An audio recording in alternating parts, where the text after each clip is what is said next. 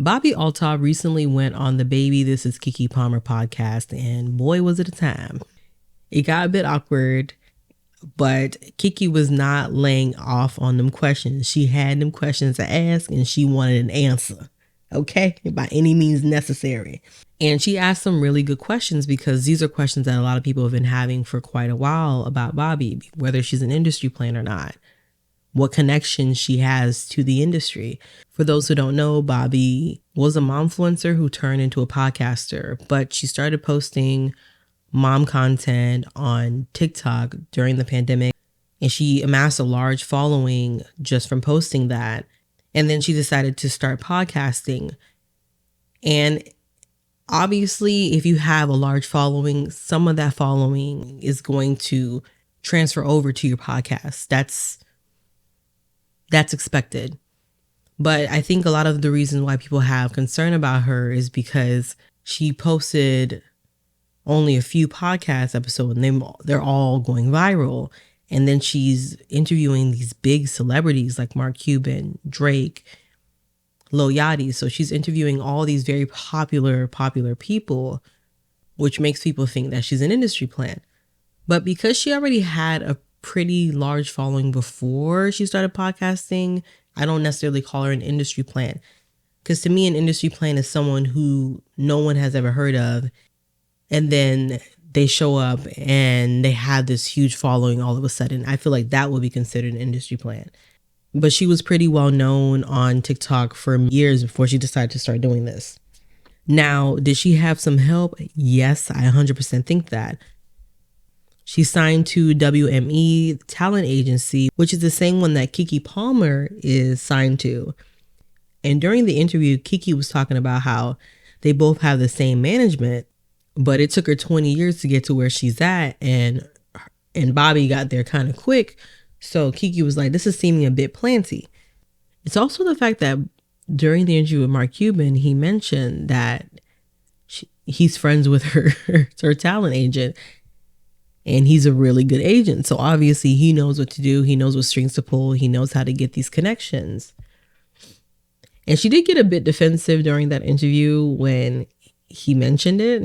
But I think he was insinuating like the reason why you're getting all that you're getting is because you got some good people behind you. They're obviously doing a great job. If anything, this is great advertisement for them because it shows how great they are at what they do. And honestly, even with Keke Palmer, because for a while, Keke Palmer was kind of stagnant. It didn't seem like she was doing much for some years back. And all of a sudden, it's like big movies, interviewing people, red carpets, podcasts, all different types of opportunities. Now, I don't know how long Keke Palmer has been with WME. I don't know if this has been her throughout her whole career or if this has been just a few years thing.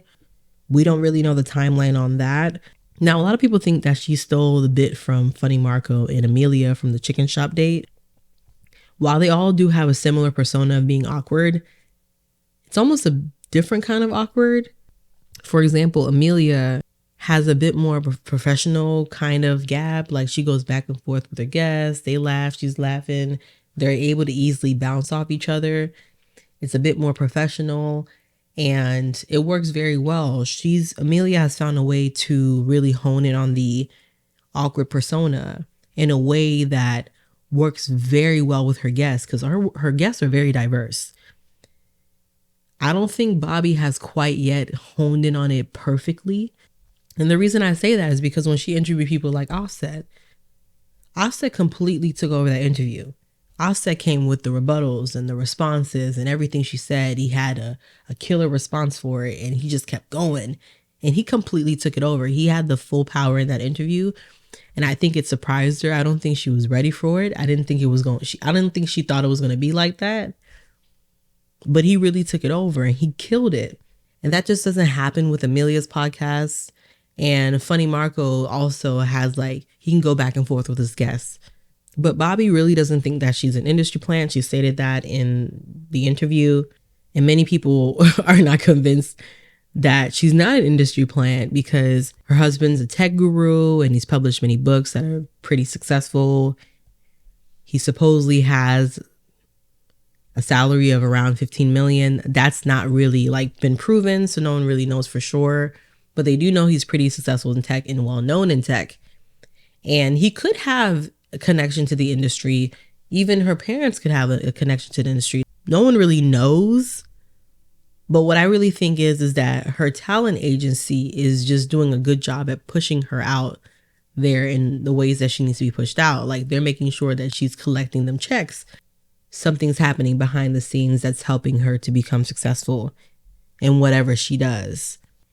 And I think they push who they want to push. Just like when an artist signs to a record label, and a lot of these record labels have so many people signed, so many artists signed to them, but they push the artists that they want to push out. While I really praised Kiki for asking the hard questions, one thing I really didn't like is her response to her when she's talking about her postpartum depression, and she's talking about how she deals with anxiety and mental illness and things like that. When someone's talking about that, your response to them should be, yeah, anyway, but back to this thing. And Keke Palmer did that twice during the interview when she was addressing this, and I don't feel like that's a nice thing to do because we can't invalidate the experience of someone else. Because I don't give a crap about that. I just want to ask my questions and I want the answers to that. Anything else you got to say, girl, I don't even care about that. That's the kind of vibe I was getting from it. And as someone who's a new mother, I was surprised at her reaction to that. Honestly, whether people think Bobbi's content is dull and boring, there are a lot of people who like her content and love the awkwardness of her interviews. Just like there are a shit ton of people who like Funny Marco and his content, or Amelia and her content. To me, it seems like she leveraged her TikTok fame and she used it in the right way. And that probably was what got her signed to the talent agency because she already had a pretty large following. But if she decides tomorrow that she doesn't want to do another podcast, there's going to be something else she's going to be doing. Something else that the agency is going to push her into another direction. So I think either way, she's good. Whether people like her or not, she's still making a crap ton of money, getting a lot of exposure and a lot of opportunities. Anyways, y'all, let me know what you guys think in the comments and make sure to like, comment, and subscribe.